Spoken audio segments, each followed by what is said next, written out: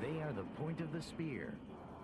Whenever trouble erupts, whenever a crisis looms or a show of force is needed, they are called the Sea Wings. The super carriers and the jets they bear. From Libya to Lebanon, from the Pacific Ocean to the Mediterranean Sea, these air fleets are the most dynamic symbol of military might. And as the threat of war has erupted again and again in the Middle East, the Sea Wings have been launched into motion. This is their story, hurtling into the sun, into the night, and always into the heart of the action.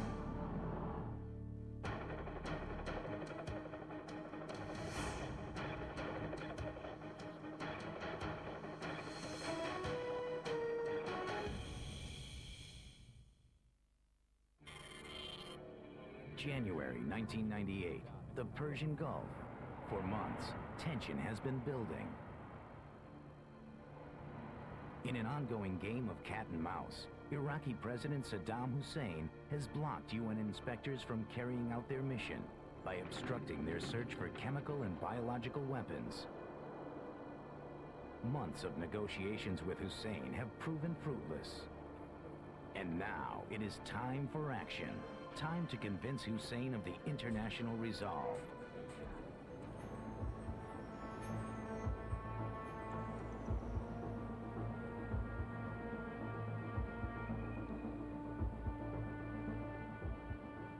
America dispatches 3 supercarriers, an air fleet directly off the shores of Iraq. The supercarrier is the big stick of international diplomacy. Imposing, immense, 100,000 tons of military might.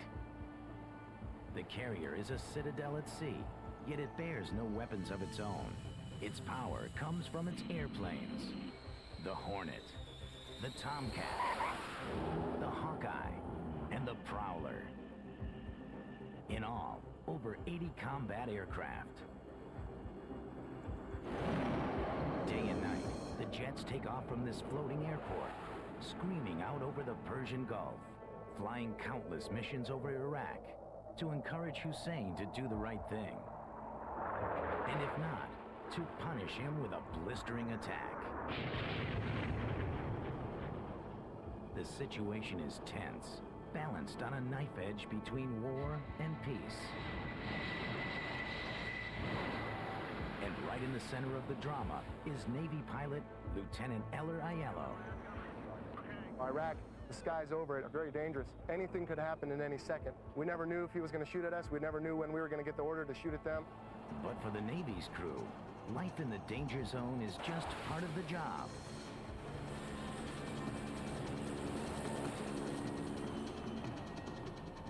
The supercarriers they man are sent into harm's way again and again, all around the world.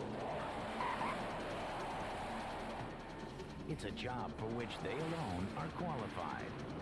A carrier can launch over 20 combat aircraft in less than 10 minutes. Within 20 minutes, its first airplanes can be striking the mainland. In less than half an hour, these Sea Wings can deliver full-scale destruction. There are not many nations which can escape the carrier's reach. After all, 3/4 of the world is covered by ocean, and over 2/3 of its population lives within 200 miles of shore. Easy striking range for this potent weapon of war. But the carrier is just the latest installment in the history of naval power. At the turn of the century, it was called gunboat diplomacy. From the days of Theodore Roosevelt onward, naval warships were the nation's most striking symbol of military strength. Throughout the 1920s and 30s, the United States sent troops from Central America to the Far East in an effort to assert itself as a global power.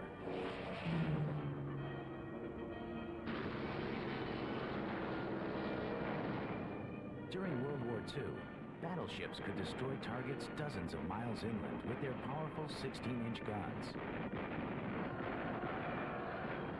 But they were extremely vulnerable from above, vulnerable to the warplane. By the middle of the century, a relatively new invention was delivering the fighter's power almost anywhere on Earth: the aircraft carrier. As the U.S. Navy would discover on December 7, 1941, when Japan blitzed Pearl Harbor. Employing only 4 carriers, Japanese fighters devastated America's Pacific Fleet, destroying most of its battleships. The only good luck for the U.S. Navy was that its carriers were out on exercises. Later, they would wreak their own revenge. On the President's order, the bitter taste of war was returned to Japan. We fashioned a daring scheme to have the Hornet launch a force of bombers and strike at Tokyo from the sea. Only 467 feet of clear deck faced Doolittle's lead ship. The rest barely had room in which to rev up, and the last plane hung precariously out over the stern of the Hornet. After the wind-up by the flight officer, Doolittle made his run down the plunging deck. At 12:15, the attack was opened by Doolittle, who dove in before he unloaded his incendiaries upon the Japanese captain.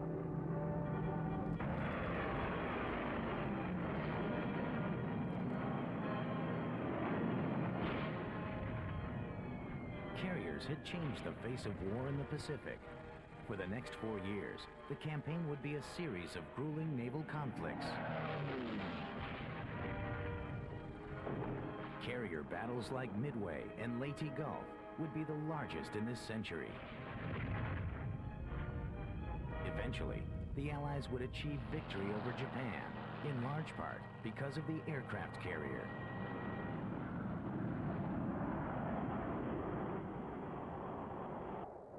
Today, the carrier is the most powerful ship in the Navy's fleet. We're the battle group's most flexible and timely asset that can go out and put a man in the loop at the scene of action. The length of 3 football fields, the carrier stands as the largest warship in the world today. It's a city at sea. Nuclear powered, it can travel the oceans for 10 years without ever touching land. And with a crew of 6,000 men and women, the carrier has a population larger than many towns. But here, they must interact with precision.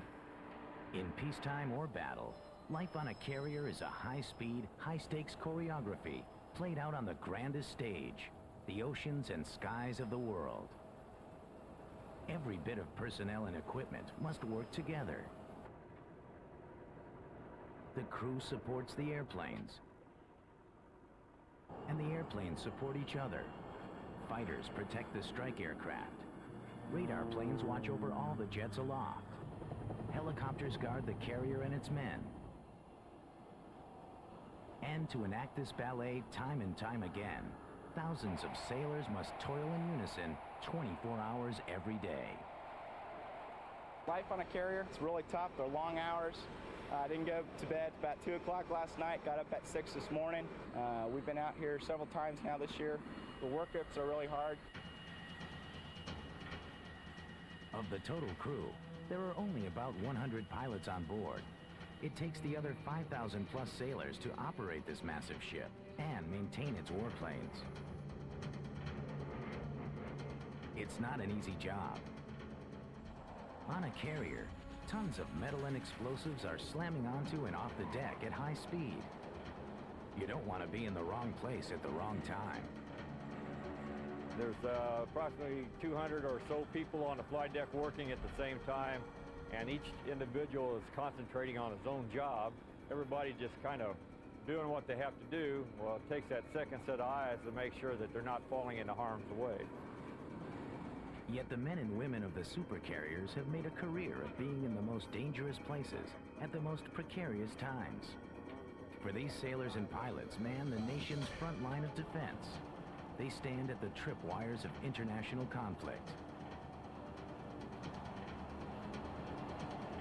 And as trouble in the Middle East begins to brew once again, the Navy Sea Wings are only a few miles and a few minutes from a high-tech shooting war. January 13th, 1998. The standoff in the Persian Gulf shows no signs of easing. International disagreement begins a slow downward spiral towards war.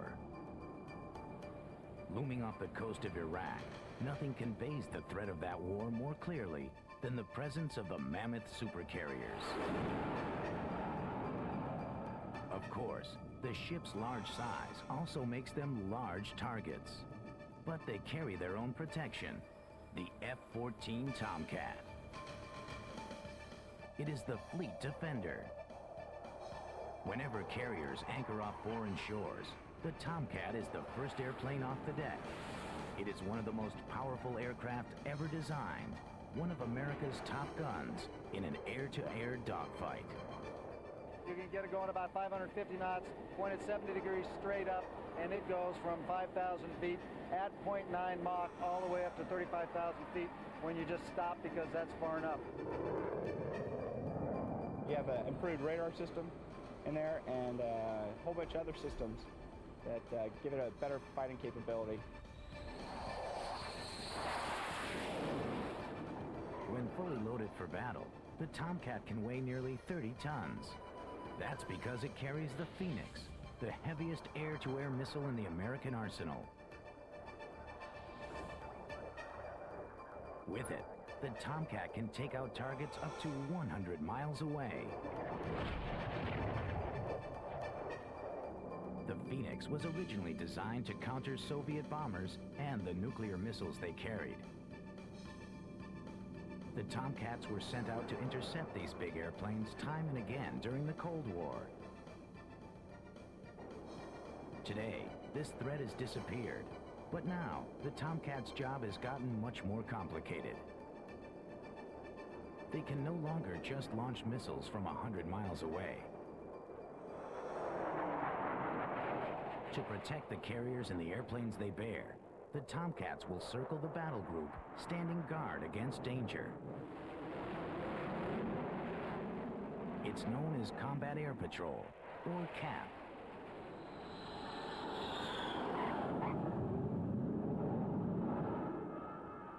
A pair of Tomcats are kept in reserve, ready to launch from the flight deck if the F-14s aloft get in trouble. Overseeing the fighter patrol is an airborne command center, the E-2C Hawkeye. It's the Navy's version of the AWACS, a high-tech radar and communications airplane, an electronic eye in the sky. Inside, a team of specialists keep watch for intruders. If anything suspicious is detected, the Hawkeye will scramble the Tomcats, sending them out for a closer look. The action will all take place hundreds of miles away from the carriers. In today's split-second world, the fleet can't wait for an intruder to announce his intentions. Anti-ship missiles have a range of over 20 miles, and they can be deadly.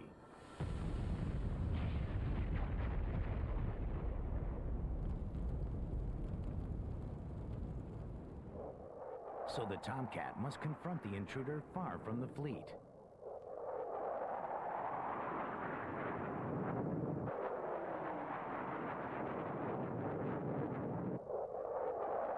But up close, the F-14 has a problem. Its long-range missiles are useless.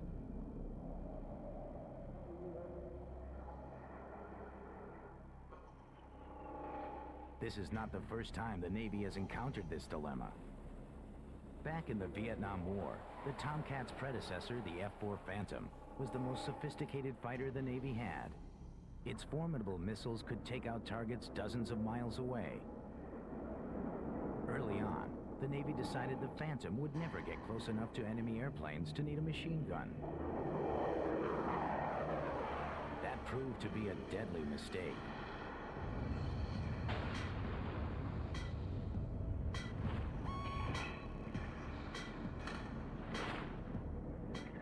Navy Phantoms found themselves locked in close, hard-turning dogfights. Without the guns that might have made the difference. The agile enemy MiGs had all the advantage at close range. As for the Phantom's elaborate missiles, they just didn't work.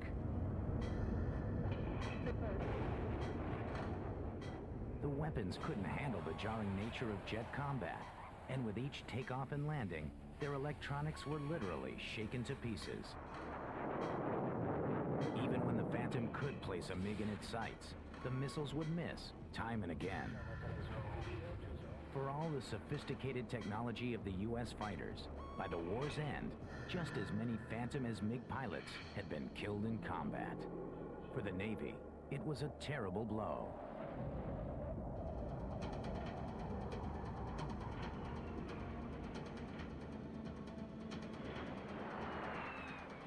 American flyers vowed they'd never make such a mistake again.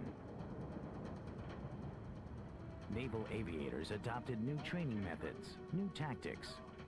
The Navy developed the famous Top Gun School in Southern California in the late 60s and continued to expand its lessons.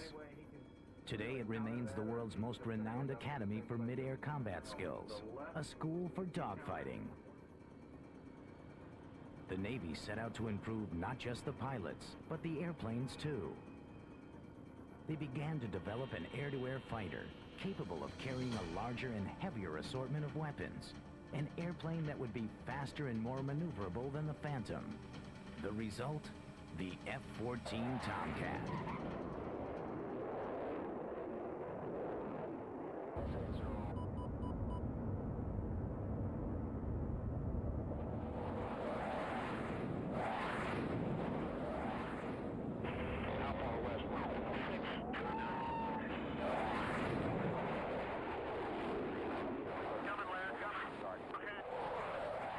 Could an airplane even larger than the Phantom be more agile, more versatile? Designers came up with a new idea, the swing wing. On a fast approach, the Tomcat's wings can sweep back. During a hard-turning dogfight, the wings move into forward position.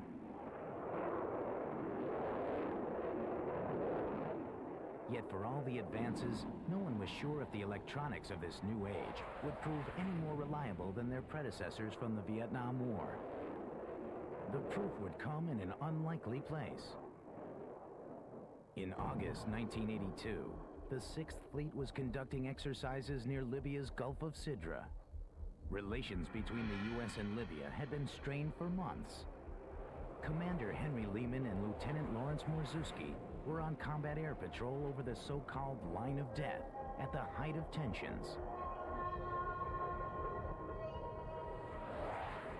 For weeks, Libyan aircraft had been flying nearby, darting in and out of the battle group's airspace.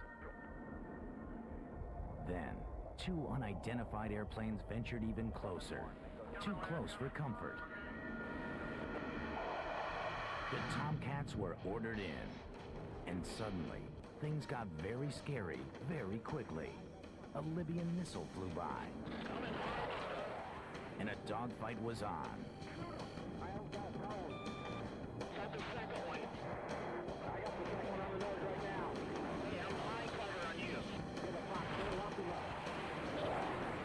The Tomcats fought hard to get the enemy in their sights.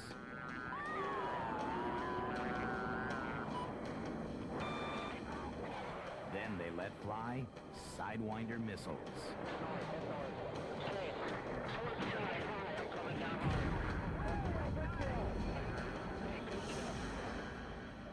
The F-14 Tomcat had earned its stripes. It had entered the combat zone and come back a winner.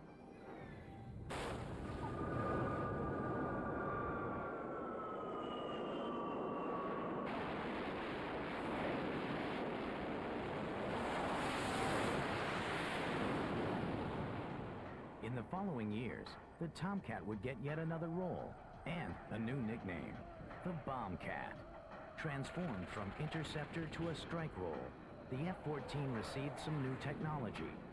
The Bombcat was now able to pick out targets on the ground with a new laser-guided targeting system, the Lantern Strike Pod. Today, the high-tech electronics of the Lantern give the Bombcat precision guidance for its bombs.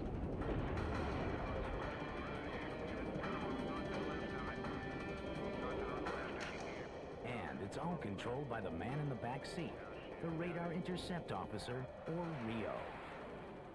Lantern Pod is fairly new to the Tomcat community. We just got it in the last year or so. It allows all Tomcats to have a precision strike capability. Allows to get a FLIR image and then put precision guided munitions on it via laser designation. Technological advances like the Lantern have made the pilot and co-pilot's job much easier, but not any safer. Few professions are as hazardous as that of the Navy flyers. And here in the Gulf, as tensions begin to flare, the Sea Wings find themselves once again on the cutting edge of action.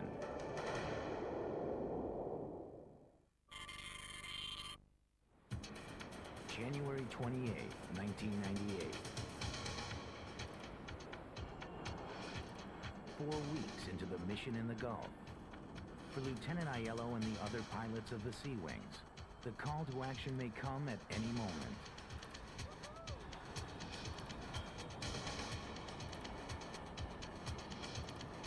Each day finds them heading out on patrol in the Persian Gulf.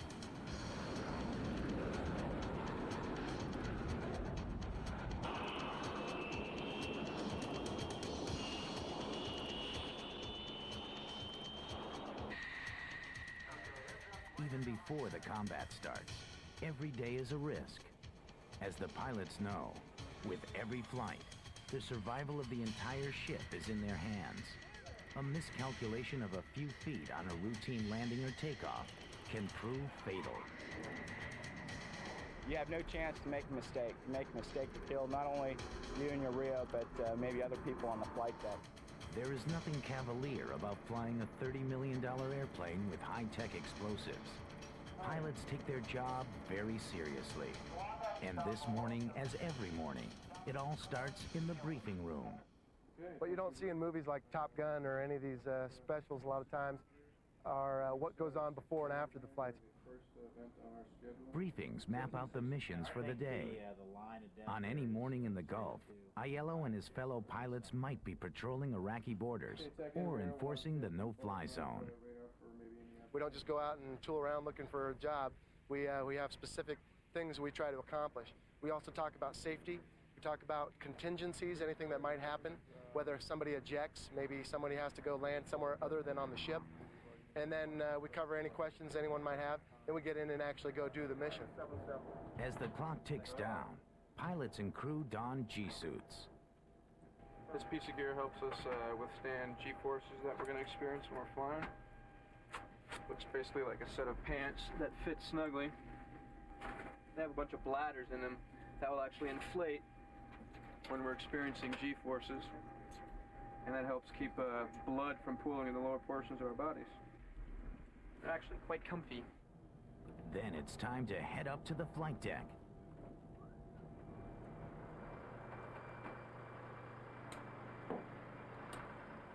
We have procedures that we need to follow to make sure everything happens correctly and to ensure our safety and those on the flight deck.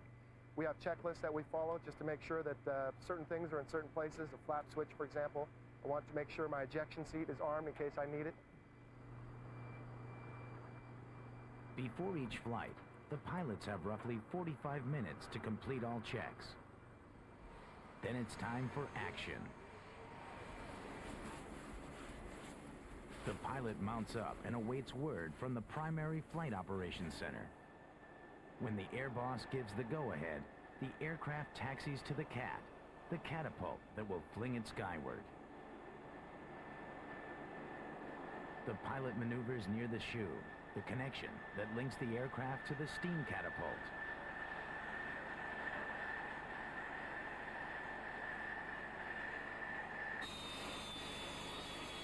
Then, the complex choreography begins.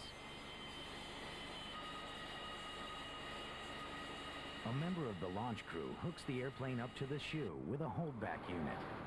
When enough force is exerted against it, this small unit will release the aircraft from the catapult. Huge retracting blast panels rise from the deck to deflect the violent jet exhaust away from other aircraft. The shooters get ready to launch. The catapult pressure is set. and the pilot accelerates the engine to full power. A flight deck director gives the go-ahead.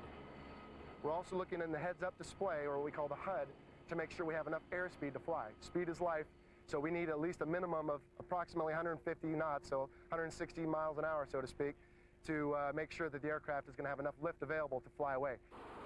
The pilot gives a final all-clear salute, and the catapult launch button is pushed. They call it punching off the deck. The airplane accelerates from 0 to 160 in less than a second, shot off the carrier and into the sky. The launch pins the crew back in their seats with a force many times that of gravity. Even for the most senior pilot, takeoff is an experience unlike any other. It's an incredible shock and pressure on the body. It's something that'll scare you to death on your first shot.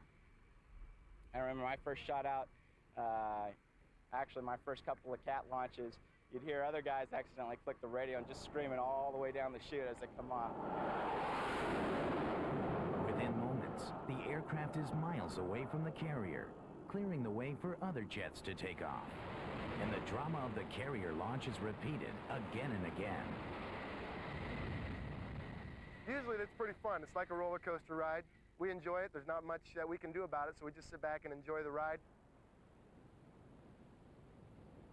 Here in the Gulf, the big supercarriers are outfitted with 3 catapults. Jets launch one after another, even side by side, in rapid-fire succession, up to one every 30 seconds.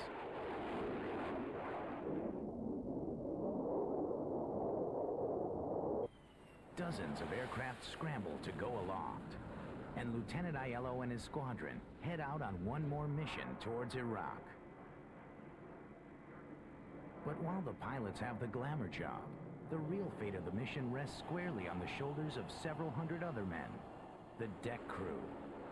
Nothing would happen without them. They are the ones who must turn a ship into a working airport, turn the chaos of the deck into a smoothly operating machine. On a carrier, everything is color-coded. Each color represents a specialized function. Brown shirts are the airplane captains. Every aircraft has its own assigned brown shirt.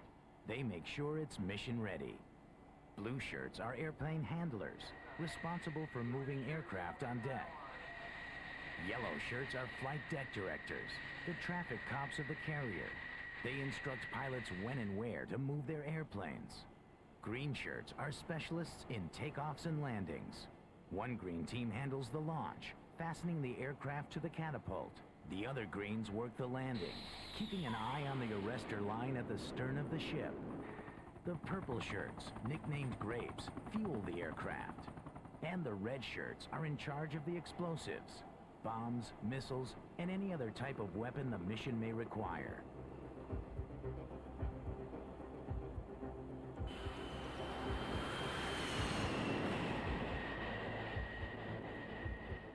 As the carrier crews in the Gulf send the next squadron skyward, the deck bustles with chaotic energy that makes it one of the most hazardous locations on Earth. Tons and tons of explosives, jets full of bombs and inflammable fuel, maneuvering within inches of one another on a narrow deck. And there's more. Real dangerous because you can have static electricity can set off some of your explosives. To walk here in the shadows of these aircraft is to tempt fate.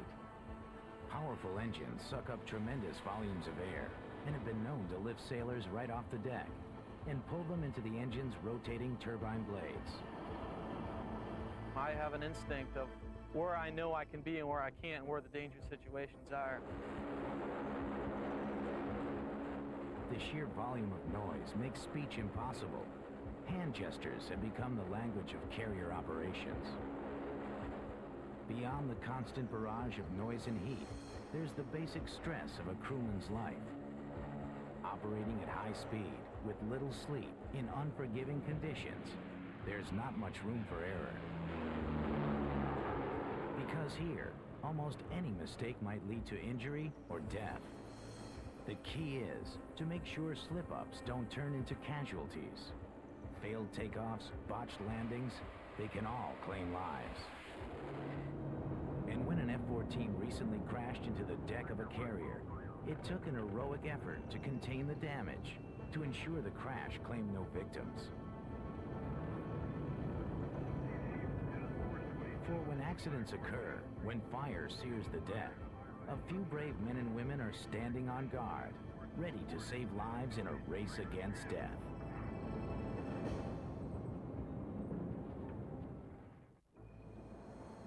On the deck of a supercarrier, there isn't much latitude for mistakes. But with so many tons of metal and explosives racing by, with all the crewmen toiling in extreme heat or cold, accidents are bound to happen. In 1997, disaster struck the deck of the USS Kitty Hawk as it patrolled the waters of the Pacific. An EA-6B Prowler taxied into position for launch. At the same time, Lieutenant John Gibb was taking off the deck of the USS Constellation in his SA-60 helicopter. Moments later, a distress call came from the Kitty Hawk. There was a Prowler that had an engine malfunction or something like that, and ended up, the air crew had to eject out of the aircraft itself. Seconds after launch, the four-man crew of the Prowler had bailed out into the sea. An ejection following takeoff is brutal on the human body.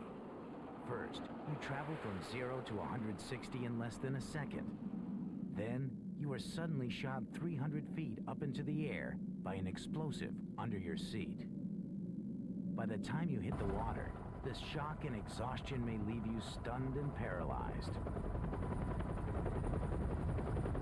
Luckily, the saving angels of the flight deck, the helicopters, are often nearby.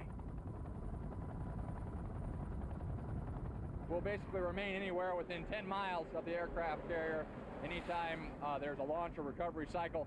In case the jet has a problem, the pilots need to eject, we're there to pick them out of the water.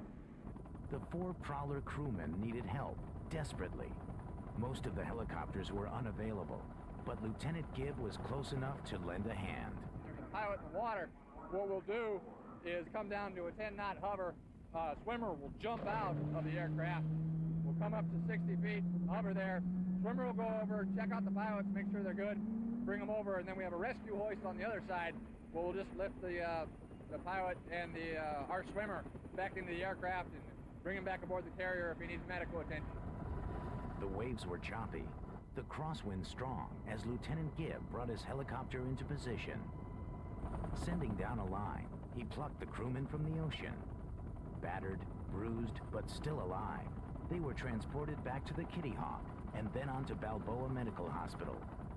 The presence of Gibb and the choppers meant the difference between life and death for the Prowler pilots. And it's a wonderful feeling, it's a rewarding feeling when you know that something has gone very wrong and people will die if you don't react quickly and accurately. And we were there on time, on top, and pulled that individual out of the water, saved his life. So we were honored and pleased to do that. The helicopters are always on guard, keeping an eye out for danger. But for the pilots, the greatest threats lie inland. January 31st, 1998. Time is running out. Last-ditch diplomatic efforts are underway in Baghdad. Now, Lieutenant Aiello and the pilots must contemplate the very real possibility of war. For years, they've been training for the toughest challenge, the lightning-quick tempo of the dogfight.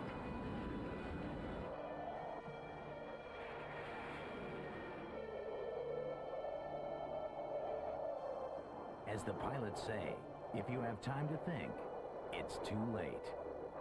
There's a lot of stuff going on. Sometimes if you're coming head-to-head with another aircraft, there could be as many as 1,000 or over knots of closure. Okay, so 1,000 miles an hour, things are happening very quickly, as you can imagine. Air-to-air combat is a split-second roller coaster ride with no time for second thoughts, no margin for error. We have timelines, kind of like a checklist in a way, that tells us, okay, at this range we need to do this thing to make sure we have an offensive merge if we do get to emerge with another aircraft. And so that's something that we have to think about. It's very, very dynamic when we're doing air-to-air. But now, as each minute brings them closer to an attack on Iraq, the greatest peril is not mid-air combat. Hussein's Air Force was all but devastated in Desert Storm. The big threat now is the array of deadly radar-guided missiles. With each sortie out over Iraqi territory, the Sea Wings confront hundreds of missile sites spread out across the desert. The key to the Iraqi defense is radar. Iraqi radar capabilities are a web, a huge electronic network strung out along its borders. Radar will tip off the Iraqis to impending attack. Radar will guide their surface-to-air missiles. But the Sea Wings have a weapon to counter Iraqi radar, the EA-6B Prowler, the anti-radar airplane. Today's warfare is based on high-tech electronics, and the Prowler guards the fleet by taking out those electronics. The Prowler's role is to win the high-tech information war on which all the rest of the fighting will be based. We support the rest of the air wing by trying to gain superiority in all the electronic emission spectrum. We can jam enemy radars. We can also shoot a type of missile to suppress enemy radars as well. And by doing that, we allow the rest of the air wing to complete its mission undetected, basically. If an assault is called, the Prowler will strike first, either jamming Iraqi radar electronically or firing a harm missile to actually destroy the radar site. Then comes the next wave of the assault, the FA-18 Hornet. Today, the Hornet stands as the workhorse of the U.S. Navy. It is not only one of the best air-to-air fighters, it is equally effective at bombing too.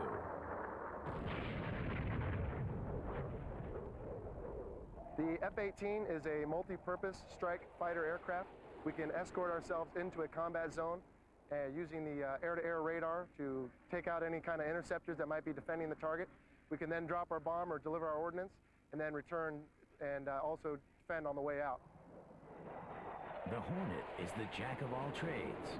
Unlike the Tomcat, it was always designed to handle both mid-air combat and ground strikes as well. And pilots like Lieutenant Aiello have long been impressed with the abilities of this airplane. The F-18 is the premier air-to-air fighter today.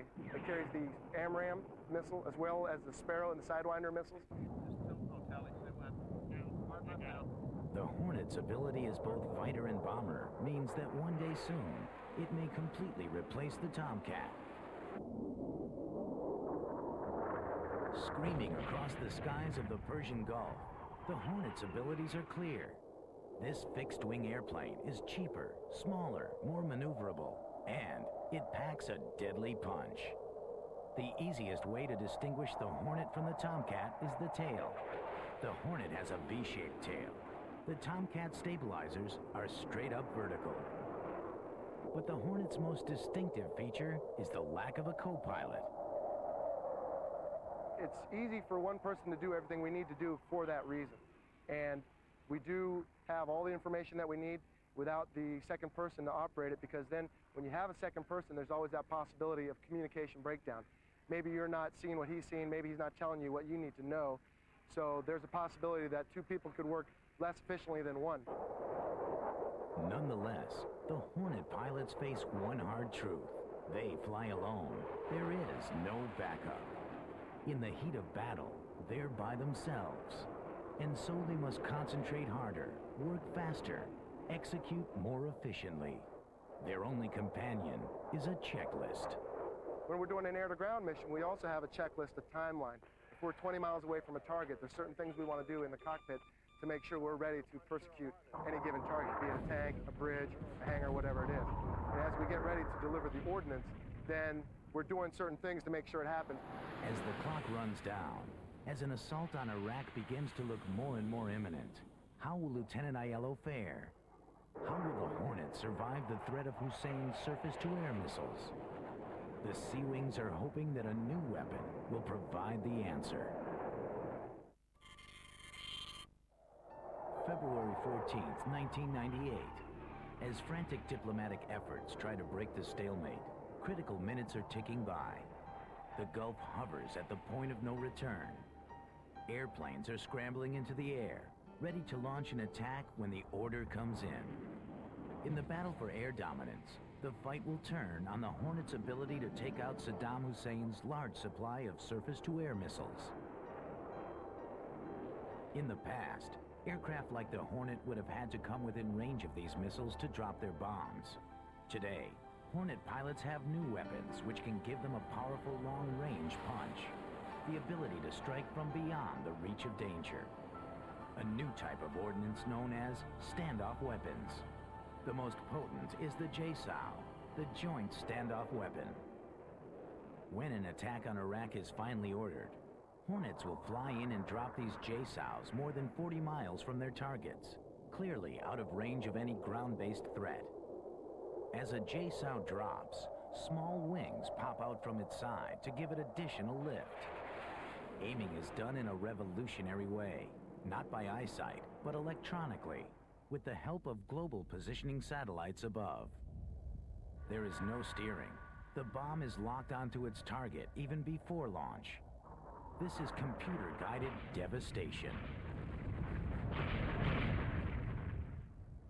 We can now use GPS coordinates to get a bomb less than 5 feet away from a target and drop it from very high altitudes and very long ranges, which protects the pilot, keeps us out of harm's way if the target is defended by surface-to-air missiles. With technology getting as good as it is today, we can drop these from very long ranges, turn around and run, and the bomb's going to take care of business on its own. But as weapons get more sophisticated, Hornet pilots like Aiello will need more sophisticated aircraft to carry them. The Navy is developing two new versions of the Hornet, the FA-18E and the F-Super Hornet, one a single-seater, the other a two-seater. The $35 million Hornet has been substantially redesigned. The wing area has been increased to carry more bombs. The engines have been improved to give the Super Hornet greater range, and new electronics have been added to help guide more sophisticated weapons. The Super Hornet has completed its last round of testing, and the Navy expects it to be deployed early in the 21st century. As the Navy and the Air Force prepare for the future, they have two very different philosophies. The Air Force believes in stealth aircraft like the F-22 Raptor. The Navy has given up on this technology. They feel that electronic sensors will soon be sophisticated enough to detect stealth airplanes. That's why they're opting for ever more long-range firepower. But as the strike force in the Gulf goes into its final state of readiness, they're joined by yet another remarkable airplane, the Harrier Jump Jet.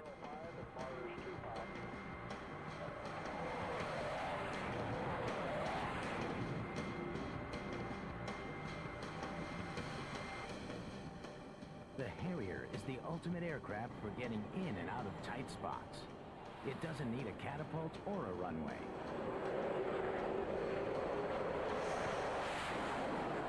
The Marine Corps loves this airplane because of one special feature.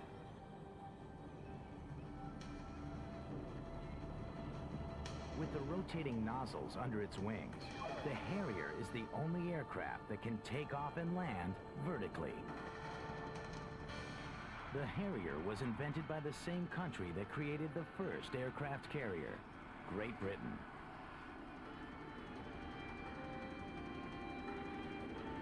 From the beginning, the United Kingdom has been a staunch supporter of a tough stance against Iraq. The British carrier Invincible has been patrolling the waters of the Persian Gulf alongside its three U.S. counterparts. When it comes to carrier operations, they're nothing new for the British.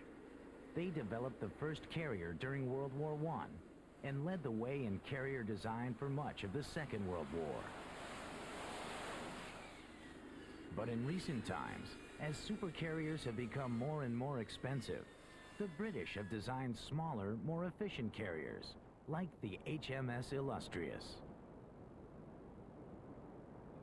The Illustrious is too small to operate high-performance fighters like the Hornet and the Tomcat. The small deck simply can't handle the powerful steam catapults of American carriers. And so Britain pioneered the use of the Harrier. Its unique vertical takeoff makes it the most maneuverable airplane there is. But that takeoff also guzzles massive amounts of fuel. So the airplane conserves energy with another method, a sloping ramp that pops it into the air. That's why they call the Harrier the jump jet.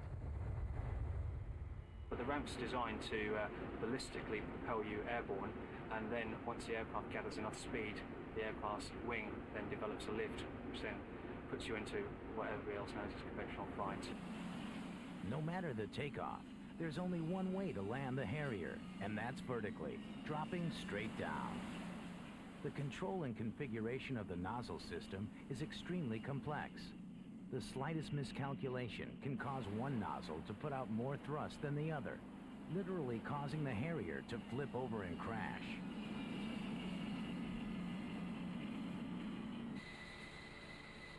But landing any airplane at sea is dangerous business.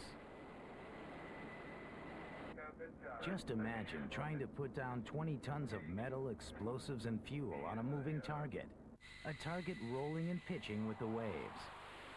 For the pilots of the Tomcat, Hornet, and Prowler, it's a daily challenge when they sweat out a carrier landing. Naval aviators call it the controlled crash. Slamming down onto the hard steel deck, just barely on the edge of control, and hoping that the hook won't miss the wire. As Lieutenant Aiello returns from his mission, as he leads the squadron back in towards the carrier deck, he knows all too well the dangers ahead. We have certain procedures that we follow, and we want to be in the right place, in the right piece of sky at the right time, with the right attitude on the aircraft, which means the airspeed. And what happens when we hit the wires is just a controlled chaos. The wire brings you to a screeching halt in about 250 feet from 145 knots to 0, and the whole time your inertia is throwing you forward. You're feeling the strain of the straps and the pull on the wire. It's the biggest rush. No matter how old or young you are, your knees will always knock. It's the scariest thing coming on the board, even for the most experienced pilot. Aiello begins his final approach. Too slow, he crashes short of the deck. Too fast, he hurtles off the deck. He must hit the bullseye as it shifts back and forth, heaving up and down in all weather conditions. The paddles guide him in, signaling electronically up to the jet. The task is not for the meek. Unlike the launch, where the pilot has no control, during the landing, his fate is in his own hands. And no matter how many times you've done it, every landing is a test. Carrier landing is a highly dynamic time. It's something that we are totally in control of. The catapult launch is completely different. We hook up, we're along for the ride. When it's time to land, I've got to maneuver the aircraft, solely up to me, with the throttle, the stick, the foot rudder pedals, the whole bit. A pilot has two main tasks: land in position to catch the arrestor wire and counter the rolling motion of the sea. No flying requires more courage. And the mission is over only when the jet catches the wire. Navy pilots call it a trap. And this time, for Lieutenant Aiello, the trap is good. Yet as night falls, the rest of the squadron is still airborne. This is the ultimate test of an aviator. Carrier maneuvers after dark.